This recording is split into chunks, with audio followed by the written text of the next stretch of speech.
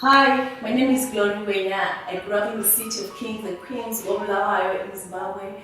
I come from a family of two. I'm the firstborn, and my sister, the lastborn, her name is Sadiki Ngwenya. Okay, so I grew up in Zimbabwe, like I said. I grew up in a broken family. Yeah. Okay, when I talk about this, I just feel like crying. As I was growing up, when I was in grade 1, my father decided to leave us for another woman. Yeah, so he left us, and from that time our lives were never the same.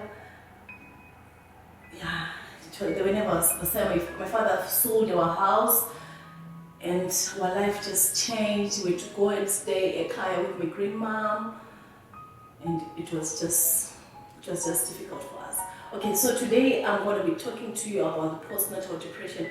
I got married in 2014, and at the time my husband paid me when I was pregnant already, and I gave birth in October 2014 to our firstborn child. Her name is Shikaina, and at the time, as soon as I gave birth, I was given the contraception. It was Depo-Provera. Then I started gaining weight as I was breastfeeding, and I came to a point I was like, no, I've had enough of this contraception. Then I stopped. That's the biggest mistake that I did. I stopped, then I became pregnant. I became pregnant while my baby was still young. So from the onset, it was so overwhelming. So I gave birth in 2017. Yes, I became pregnant in 2016, and I gave birth in 2017. Remember, when I gave birth, it was in October. I gave birth to my firstborn in October 2014. So 2015, October she turned 1. 2016, October she turned 2. That time I was pregnant. So when I gave birth, my first child was still 2. It was overwhelming. You know, when you come back from the labor ward, sometimes you come back, people think you're okay because you'll be talking. There's nothing that's painful, but still deep inside, the body is still painful.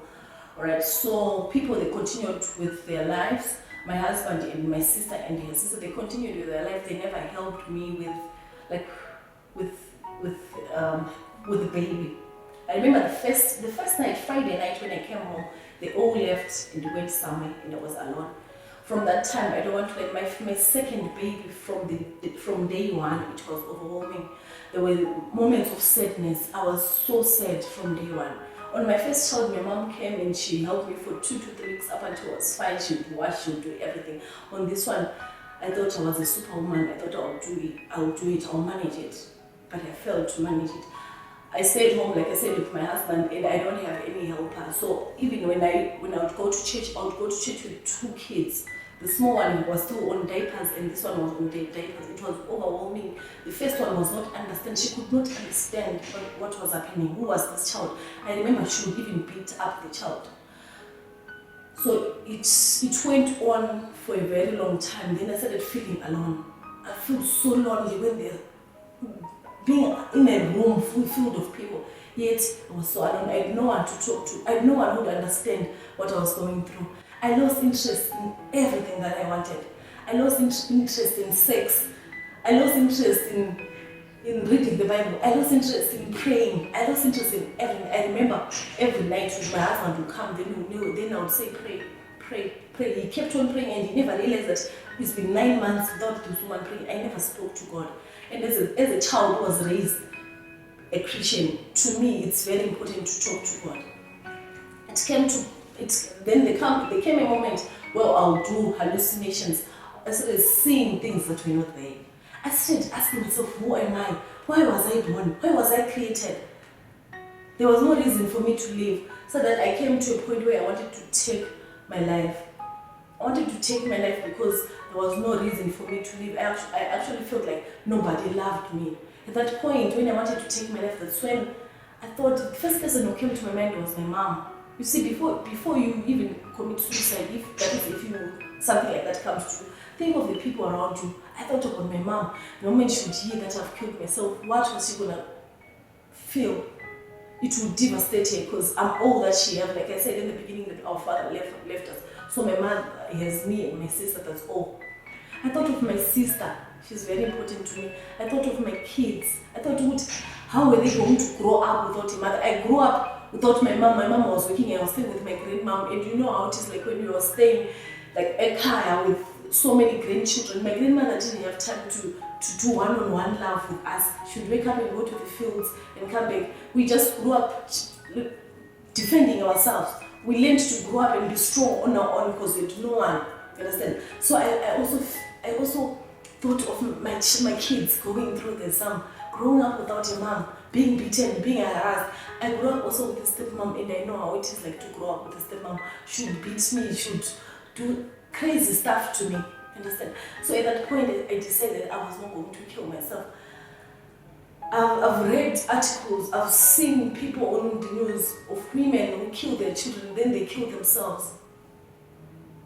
I really understand them. I do not judge them because I understand what they go through. They'll be tired of living because sometimes in life you just feel like you are alone. Nobody's there. There are also those.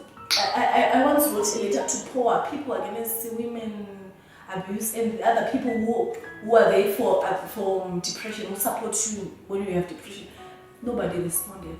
I didn't know what to do. When I tried to talk to my husband, he told me that our mothers grew up with 7 or 8 children. What's so special about you? What do you think is going on? We must learn to be strong for these kids. We take, I think our society takes these things for granted. We think we are being weak. We think we are deaf. Why are you still like this?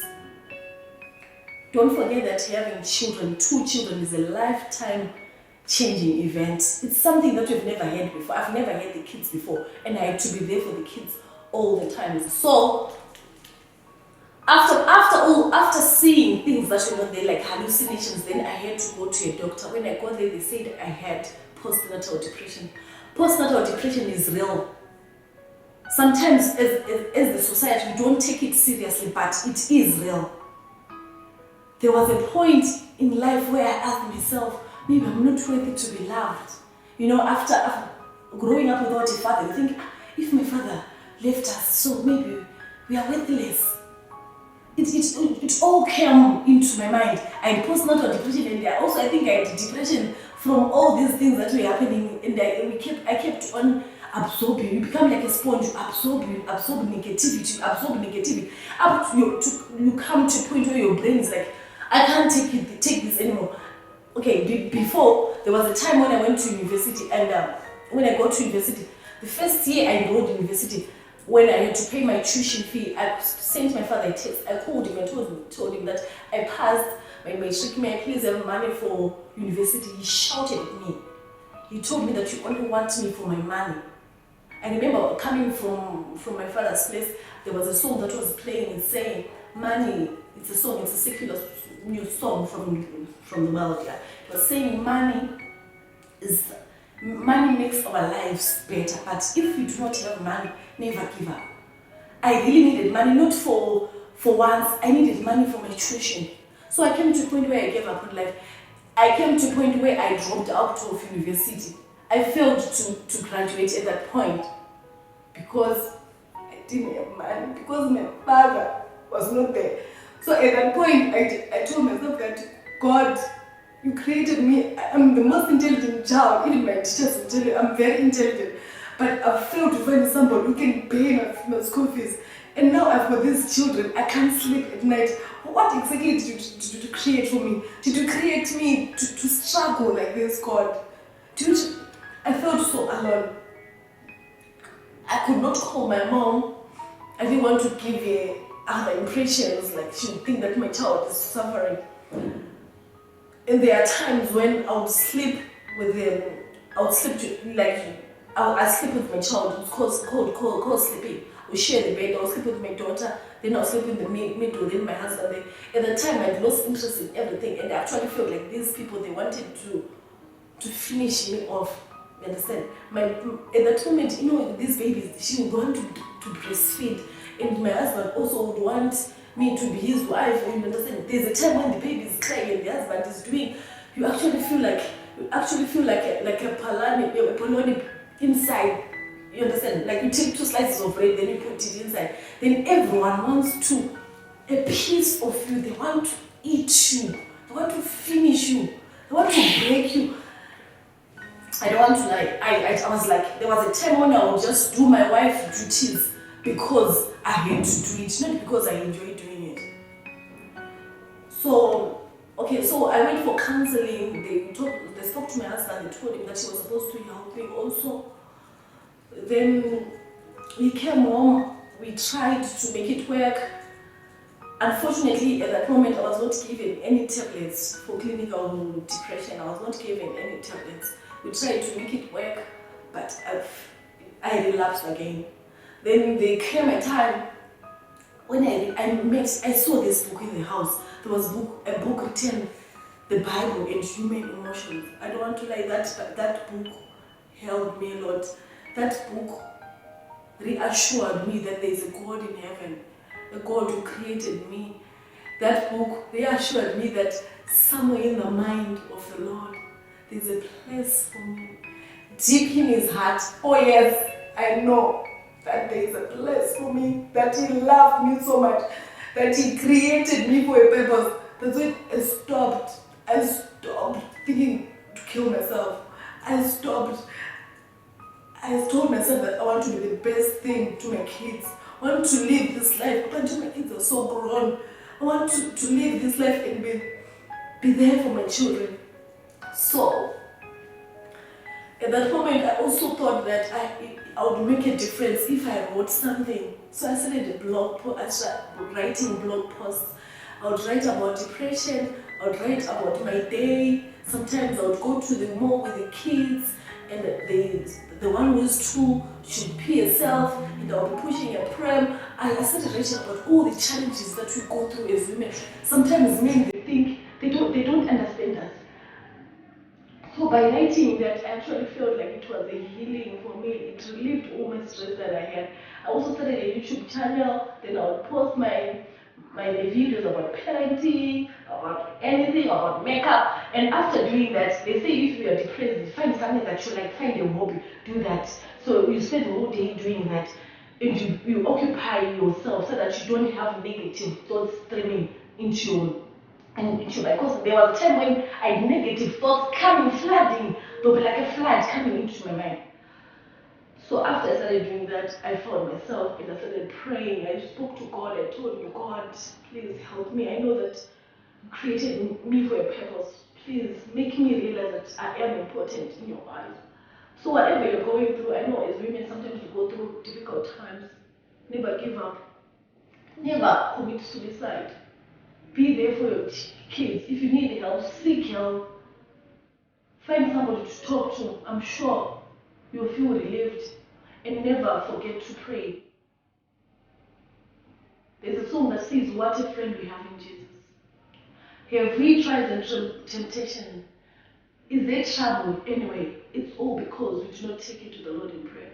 Let's learn to talk to God in prayer. And I'm sure, and I know this.